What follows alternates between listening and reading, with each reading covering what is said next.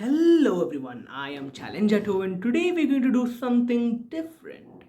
Instead of going over what is fiction or some other existential topic, we're going to go for a much shorter, digestible, one and done kind of video. By the way, this is not a continuation of The Lie That Defines Us. Moreover, this is not even a complete log because it's not as long as a log is supposed to be and it doesn't have a structure. But this is a video essay, so it's going to be log code 11.5. And the topic that we're going to be tackling is who is the most powerful person in history. I think you all are excited enough for me to stop rambling and let's get started. It's going to be fun.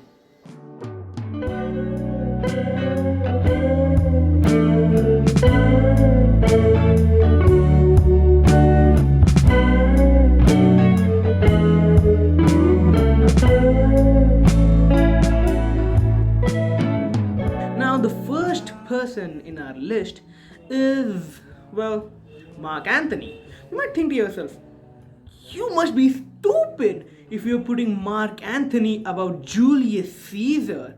But think about it. Julius Caesar died through an assassination. Mark Antony killed all those assassins indirectly.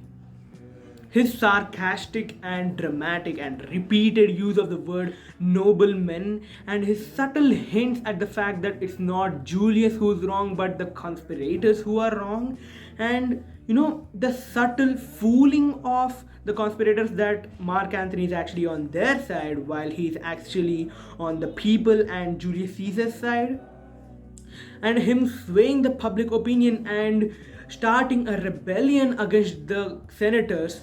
These are all traits of a powerful man. He was able to change the public opinion and start an entire revolution. He was able to take down all those people who killed Caesar. If that is not power, I don't know what is.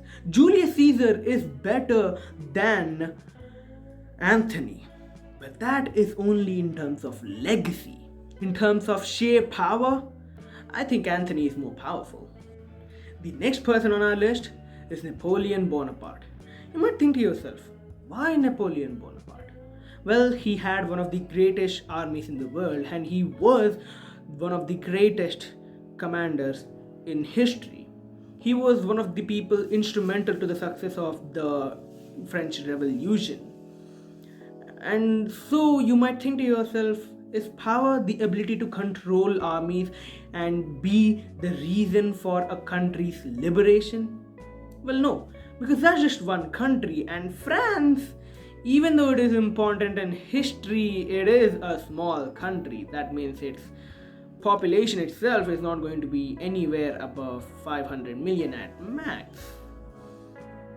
And so we get to the next person, that is Winston Churchill. Winston Churchill was one of the people instrumental to the win of the Allied powers in the Second World War. If it wasn't for Churchill, maybe we might not have survived. Not we as in us, but maybe the Allied powers might not have survived and entire Europe might be under, well, Hitler. But still, he's not the most powerful person because his involvement only happened long after the war had started. Yet still he is in the list because he was the person responsible for an evil man not getting control over basically the entire world. Because at that time, Europe had the amount of importance that easily made it one of the most important and the best places to have an empire in if you want to have control all over the world. Because mainly that was the time when most of the colonial rulers of Europe were in their peak. So that's why Winston Churchill is in 7th place. Next comes, well, Adolf Hitler. He was evil. He was beyond evil. He is one of the most evil people on the history. But still, We are not ranking his evilness, we are not taking his ideologies into account, we are just taking his power into account. He was able to completely take over Poland. He was almost able to take over the entirety of France. This guy had ambitions like no other. This guy was straight up Griffith. If you know, you know. But still, he did lose the war. He did lose his life. And so, well, he's not the most powerful person. Simple as that. Next person on our list is Alexander the Great. This guy had one of the largest empires in history, and his name easily makes him worthy of this list. This guy literally had a moniker called The Great after his name. If that is not an indication of power, I don't know what is. Now, with that, we come back to that same question again that we asked for Julius Caesar. Is the ability to rule the world a way to measure power? No, again, no, not completely. So with that, we have to go to the third place of the list. That is Genghis Khan. This guy is inevitable. You cannot escape this guy if you're talking about emperors and powerful people in history, period. Hell, if there are any viewers from Mongolia, please do comment because I am curious. You might be his descendant. If you know, you know. Apart from that, this guy did have the largest empire in all of Asian history. He took over the entirety of the middle section of Asia. He almost took over India too, but obviously he didn't. But still, at the end of the day, his empire lasted only as long as he was alive. And therefore, he is in third place. The next person on our list is Qin Shi Huang. He was the first emperor of China and he was the first guy to unify China. He also built the Great Wall of China. He was also the guy responsible for the Terracotta Army and a lot of things. So why is he in second place? Well, because he was a great ruler, that's it. We are again coming back to the same question, but with that there is one twist. Is the ability to rule a country flawlessly along with creating monuments that no one else could after you a measure of power? No, of course not. If you're able to create monuments that no one else is able to build after you, that means you're a good architect, not a powerful man. So what is power? We wanna know what is power. We are going nowhere with this video. But there's one guy, one single person who we haven't discussed about. His story brings chills down many Soviet soldiers' spines. This guy's single decision single-handedly saved the entire world. Many of you might know him. Well, let's change the set to make you all feel who this guy is. Whether humans should continue living on Earth once came down to the vote of one man. His name was Vasily Arkhipov, and in my opinion, he is the most powerful person in human history. Wanna know why? Well, we're gonna start at the Cuban Missile Crisis. During the Cuban Missile Crisis, Cuba obviously asked Russia for its help. Soviet Union for its help. So Soviet Union sent one submarine carrying nuclear warheads to Cuba.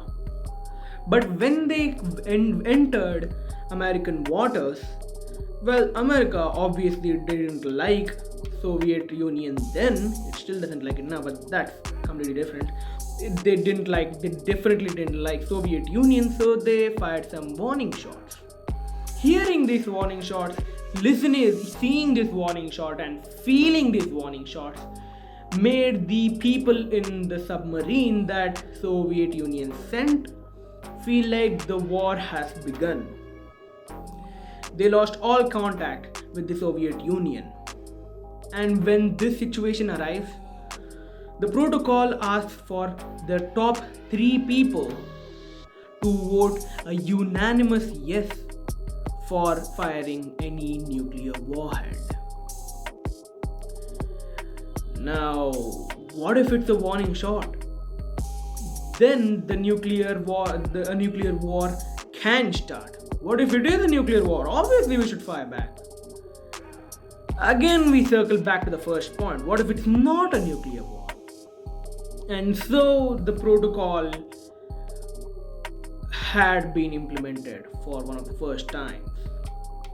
It was up to the top 3 people for a unanimous vote between the top 3 people that would dictate if they fired a nuclear warhead, starting a war that would start a chain reaction, emptying and completely annihilating the entire northern hemisphere. The main commander said yes. The guy right below him also said yes. But when it came to second in command, Vasily Arkhipov, he started hesitating. And then said no. If it wasn't for him saying no, maybe I might have not been sitting here talking to you. Maybe this phone that I'm recording with might not exist. Maybe none of the modern people that I've mentioned in the honorable mentions or in the main list might not have been alive. The entire world got saved because one man said no. And so now that we have talked about the most powerful person, we have crowned the most powerful person, let's revisit the question again. What is power? Well, after looking through 15 people, I think this is the answer. Power is the ability to be in a position where you can make a decision that alters the course of history and the future in ways that can never truly be paralleled. There might be more instances like Vasily Arkhipov, but his is the only one that is publicly available. So, by default, he is the most powerful person. Even more than that, it just makes sense for him to be the most powerful person, because if he had said yes, if he had agreed for a nuclear warhead to be fired, again, I might not have been sitting here talking to you all. Another nuclear exchange might have happened, and the so called doomsday clock might have finally hit midnight. And so, with that, let's end the video. Thanks for watching.